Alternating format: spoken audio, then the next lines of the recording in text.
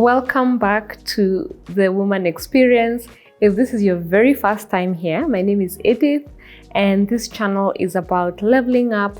It's about becoming the best version of yourself, growing, elevating, baby. This is what we do on this channel. So please consider subscribing and staying along on the journey. If you know another woman who would benefit from the kind of content that we do, careers, health, women, anything women goes, and I'm so glad you're here. We have been doing a couple of series on careers, and the last one I did was on mid-career professionals and some of the things that you could take advantage of in your career to get you to the next level that you want. And today I'm talking to my girls over 40s. Gather here, this is where I am. And I've also been really honored in my line of work and in my consulting. This is what I do. I work with women leaders who are in various industries, but who are in their right leaders, and I help them curate a brand that is befitting for their expertise. And so this is something that I interact with often, and these are my girls because they are the ones that have fought the good fight and are still doing it. Some of the most amazing women I know. And so if you're over 40 or nearing 40, and by the way, even if you're 20 years old, these are some of the things you know you will be thinking about as you approach 40 or are in your 40s like me. So let's get rolling. Number one of the thing that I would advise a woman to do as you near your 40s or you're in your 40s in your career is to start thinking about your legacy. Now, I know legacy sounds like a big word, but you're in a stage in your life where you have played the game. You have been there, done that. You've learned a lot over the last 15, for some even 20 years, for those who started work in their early 20s. And you're now beginning to think, how do I want this to end? What kind of footprint do I want to leave in this world? So strategically start thinking about your legacy and impact and how you want to be remembered. And I know it feels like this is very early on. You know, when you are in your early 40s, you're thinking, I'm not too old, but this is the perfect time because even then building a legacy does take time. So you want to think about how you want to be remembered in your industry, the kind of effect you've had, what lessons you have learned, and how do you share that cross-generational knowledge. So everything you're now building at this point in your life, you're thinking about the long game, because and here's the thing, when you get to your 40s and hopefully your 50s and you're still in your career, you know one thing you will realize? While you came into a career thinking about big money and all of the successes, and which is important, it wasn't really about the money. It was the journey and the process to earning that money and what you've learned, the people you've met, the lessons you've learned, the mistakes you've made, girl. So you become a bit wiser and you're now thinking about long term. How do I want to leave this field that I am so passionate about? So how do you cultivate your legacy skills? You cultivate your legacy skills by starting to share with people what has always been your vision for the industry. And it looks like sharing that vision. It looks like even in your branding, starting to share the big picture of what you envision, not just for your organization, for your industry, but also for the world, for humanity. What is it you wish in terms of practices people did differently that would have a huge impact? So you want to start thinking about that and also sharing all of the knowledge that you've learned. So while speaking in your 30s, in events is a bit of like selling yourself, in 40s, it's more like, these are the lessons I've learned, and these are things to think about. These are the questions as humanity we must answer. So you become more of a humanitarian And that's the kind of legacy skilling that you want to build, that you're always thinking of the bigger picture, not the short term. Even in teams, how can I mentor people around me beyond when I'm gone, right? I speak to a lot of these women leaders and say, I'm exiting. Beyond me going, I'm thinking about how I build this legacy. So you want, even in your branding, in the messaging that you put out there, in how you appear, that you're thinking of long term. Even mentorship, it's not, while the goals are important, the success metrics are important, yours are a bit different. You're thinking more of the long term. You're thinking also of advisory roles, advisory positions. Some want to join boards, others want to make sure they have a social impact. They are joining spaces where they are mentoring others. So this is a huge one. And I think you become a more marketable leader when you're sharing the big picture, because now you have all of these years of experience. And even when you are delegating, you are now delegating for growth. You want people to think about, to own the spaces and to take yourself out of the picture. Actually, some of the most successful leaders say, like, I want to be redundant. When I'm in my 50s or 60s, I don't have to be there because I have done the work of mentoring other people. So that's the one thing I would say is different for a leader beyond 40s and going to 50s and 60s. We are thinking about long-lasting influence. It's why I started this channel, because this is something I've wanted to do in the line of my career. But now I'm thinking of, how do I impart some of the knowledge I've garnered in my years of work and paying that forward, that someone can listen to this and think, oh, this is interesting. So that's number one. Strategically think about the legacy on impact and now start branding yourself as such. I hope this helps. Number two, prioritize also strategically thinking about how you want to combine your career and your passions. A lot of the times for women beyond their 40s, they are now also, after a hectic couple of years working, they are also now thinking about the things that they always loved to do. It's not everyone that is in their career and their passion at the same time. And so these women leaders are thinking of, how can I combine my love of finance and my love of cooking?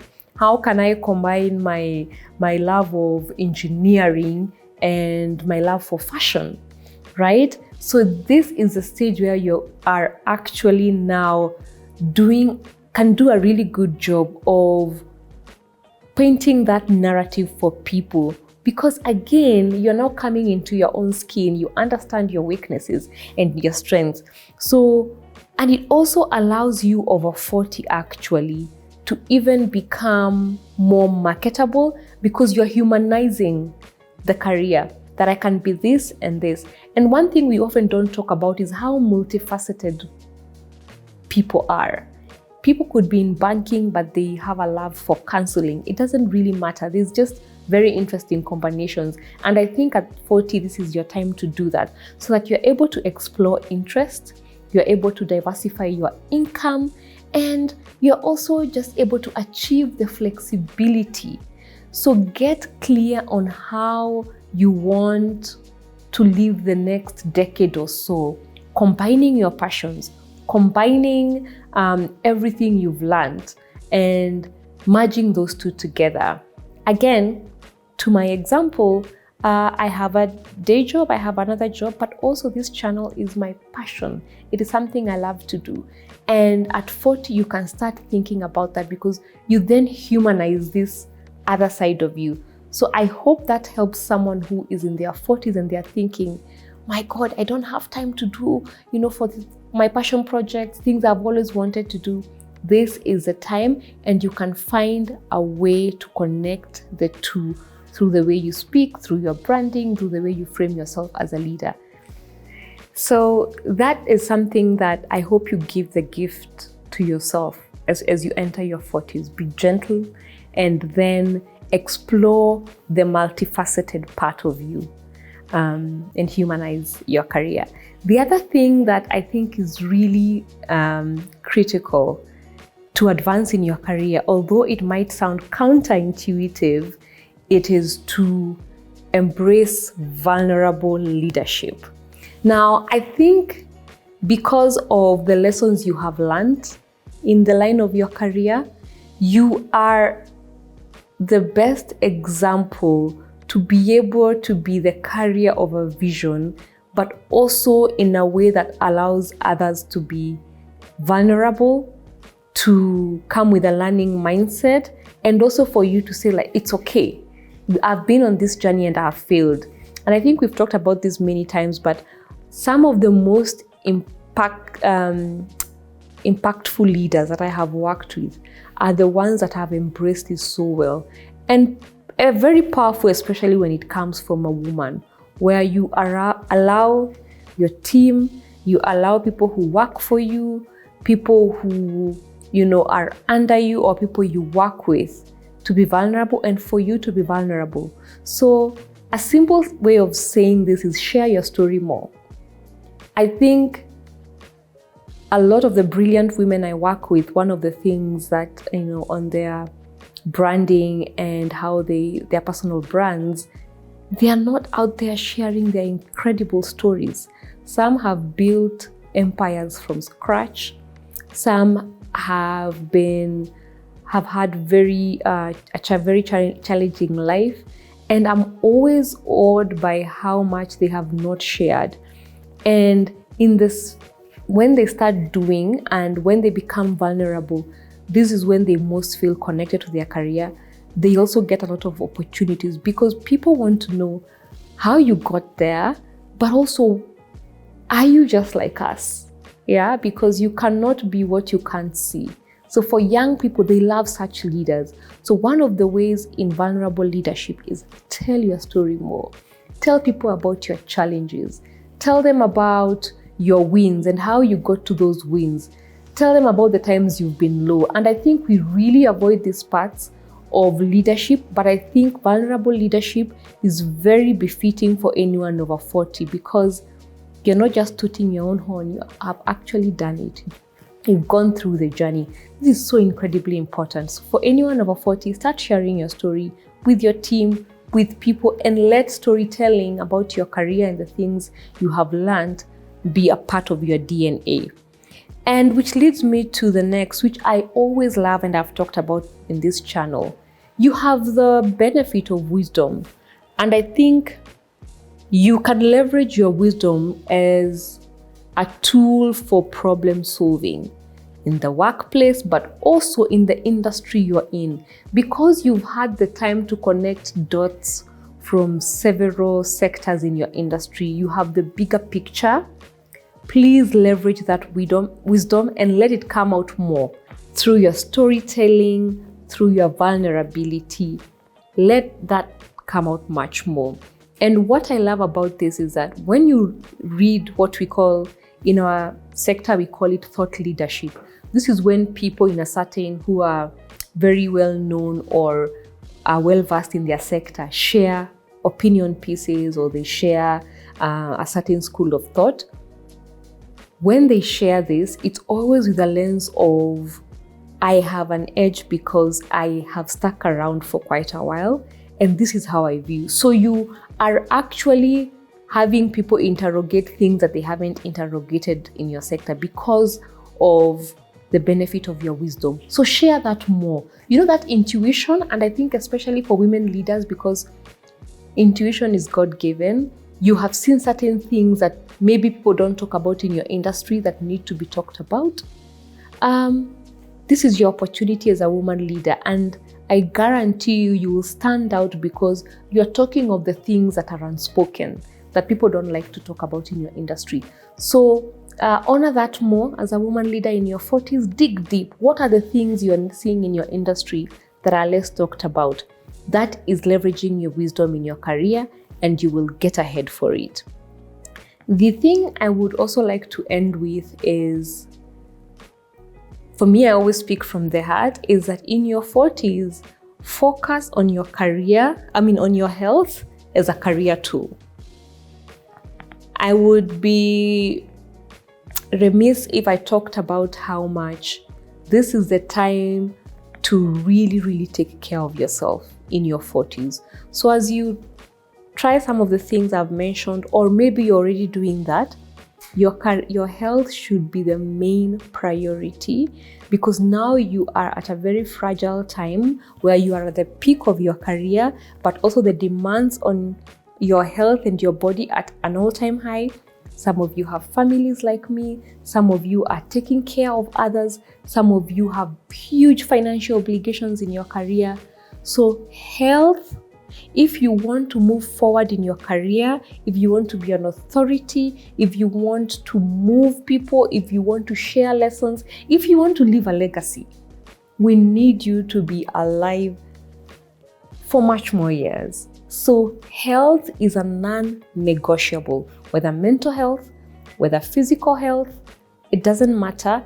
Take care of yourself, especially in your 40s. This is a very fragile time, so that now you are able to create that legacy until you're 50, 60, 70, and whatever years you have remaining. This is so hugely important. It is a big part of career advancement, especially for women over 40, that is not talked about. And I hope this was helpful. It was a nice reflection on, now that I'm in my early 40s, I'm beginning to think, what are some of the things that I should be thinking about? The legacy, being vulnerable, sharing my passions and merging that with the things I'm learning. And I hope this was helpful. And if you're 20 or 30, then perhaps you can be better at, and do better than those of us in our 40s and what they are doing. What would you add? Let me know. As always, like, share, and subscribe. It really doesn't take much. Just click on that button, subscribe, because every week we are here trying to offer you content that is helpful to you. And let me know what you'd love to hear from us. But otherwise, thank you and God bless. Bye.